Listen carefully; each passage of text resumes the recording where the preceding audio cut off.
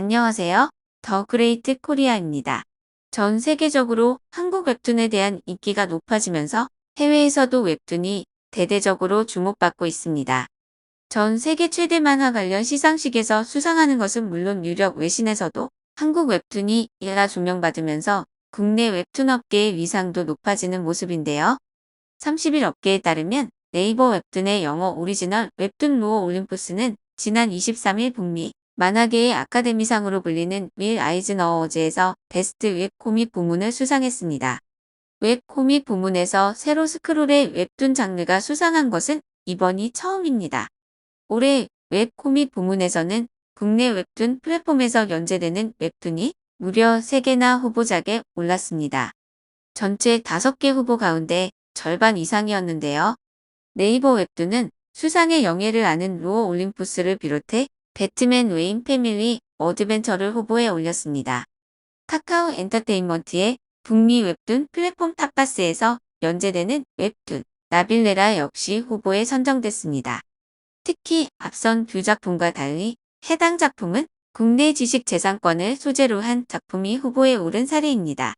윌 아이즈너 어워즈는 전 세계 만화 업계에서 가장 권위 있는 시상식 중 하나로 업계에서는 수상 후보작에 웹툰이 이름을 올린 것만으로도 의미가 크다는 반응이었습니다. 여기에 실제 수상까지 성공하면서 전 세계에서 큰 인기를 끌고 있는 한국 웹툰의 위상을 입증했다는 평가를 받고 있습니다. 이를 증명하듯 뉴욕타임스, 포브스 등 주요 외신들도 최근 연이어 웹툰의 성장세에 대해 소개하는 심층 기사를 보도했습니다. 뉴욕타임스는 지난 23일 세로로 읽는 만화가 새로운 독자를 불러오고 있다 라는 기사에서 Z세대와 밀레니얼 세대, 여성을 중심으로 세로 스크롤 방식의 웹툰 수요가 폭발적으로 증가하고 있다고 언급했습니다. 기사에서는 외모지상주의, 재혼왕후, 지금, 우리 학교는, 지옥 등 해외에서 인기를 끌었거나 넷플릭스에서 영상물로 성공한 작품들이 언급됐습니다. 기사는 히어로 이야기가 대부분이었다. 미국 만화 시장에 장르의 다양성을 불러오고 있을 뿐만 아니라 새로운 세대의 스타 작가들을 배출해내고 있다고 보도했습니다.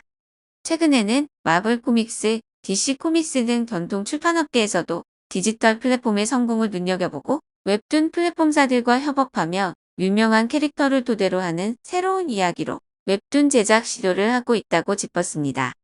실제 네이버 웹툰과 카카오 엔터테인먼트는 마블 DC와 협약을 맺고 이들의 IP를 소재로 웹툰을 연재하고 있습니다.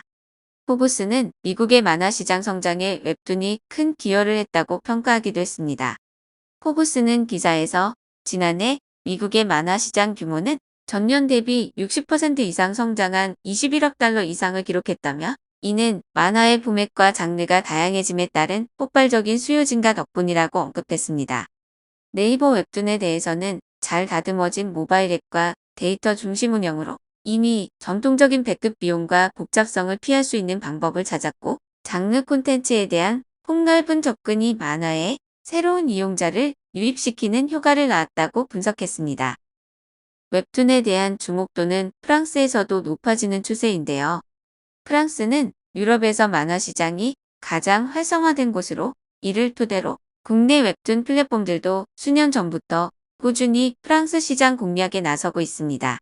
한국콘텐츠진흥원에 따르면 웹툰, 전자책 만화 등을 포함한 디지털 만화의 유럽 시장 규모는 매년 꾸준히 성장 중으로 올해 전 세계의 26.6%를 차지할 전망이라고 합니다. 이 중 프랑스가 지난해 기준 2억 9,800만 달러 최대 규모를 차지하면서 유럽의 디지털 만화 확산의 거점으로 평가받고 있습니다. 이에 프랑스 현지를 사로잡은 국내 플랫폼들의 치열한 경쟁은 더욱 심화될 전망입니다.